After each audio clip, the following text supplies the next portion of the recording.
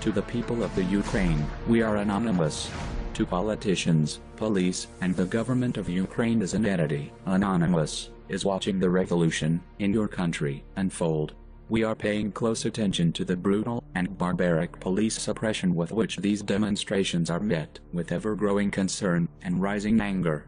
When politicians make decisions based on their own interests, divorced from the desires or will of the people they claim to represent, conflicts is inevitable. What we see unfolding in Ukraine is not simply a conflict over whether the nation should have closer links with the European Union or Russia. It is a struggle to hold a corrupt government accountable for shady backroom deals and their flagrant disregard for the interests of the Ukrainian people.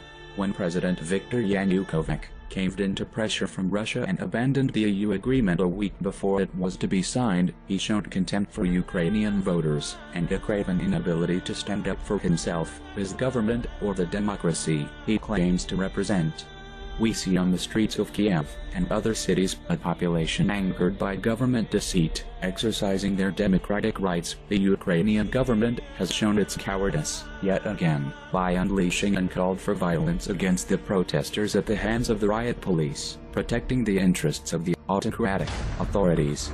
The choice is obvious when we see photos of unarmed Ukrainians, bloody but defiant, facing off against an overwhelming force of well-armed and trained officers. Anonymous favors the underdog, the courageous that are willing to risk their life and limb for a cause that moves them to great action.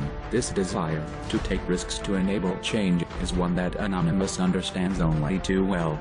Yanukovych has painted himself into a corner. He cannot risk angering President Vladimir Putin by backing out of his secret deal that was negotiated behind closed doors in November.